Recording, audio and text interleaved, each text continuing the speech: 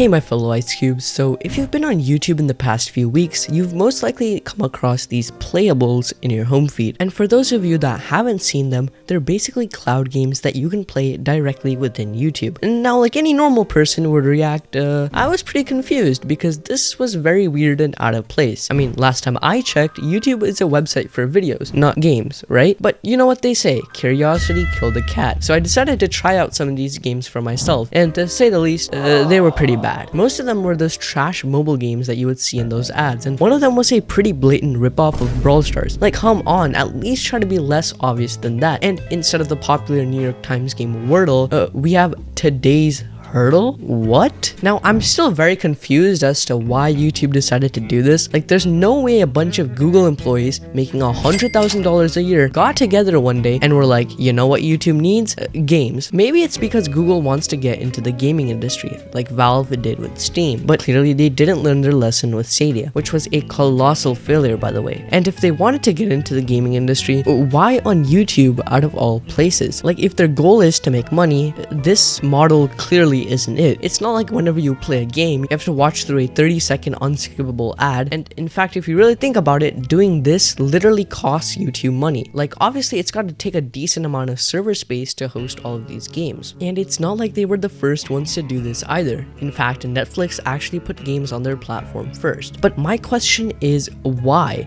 Why did YouTube think this would be a good idea, and which person at YouTube approved this? So digging deeper, it seems like YouTube's decision to host games might not just be a swing at a new revenue stream, but perhaps a way to keep users engaged for longer. Think about it. The longer you stay on YouTube, even if you're playing games, the more likely you are to eventually watch a video.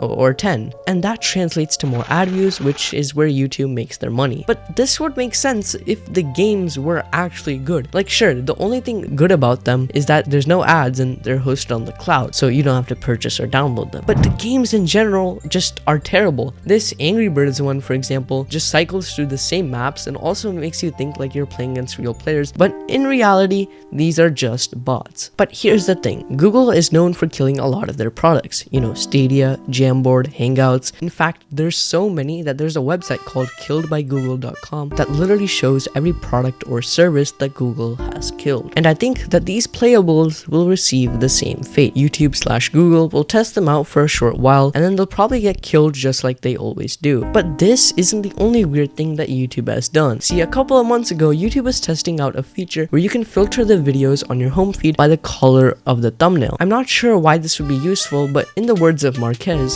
I think they're just bored. I think YouTube, if there's one thing that I've learned about YouTube over the years, like, we've actually been privileged enough to get some behind the scenes and like talk to people who work for YouTube. And that is a very, very large ship with very many oars.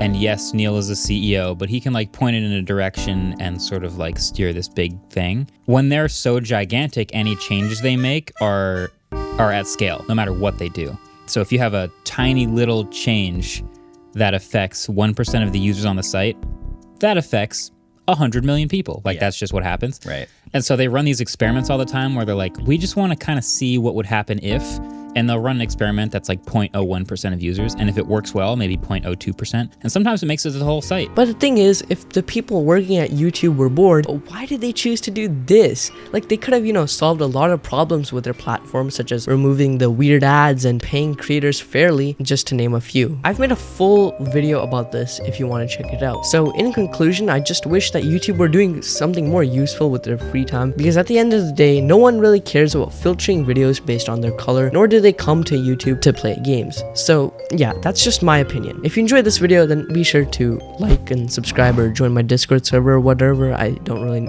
care. Also, sorry for the shorter video and sorry for not using the camera this time. I'm a little bit busy this week and I just kind of wanted to make a video. But yeah, anyways, thanks for watching and I'll see you all next time.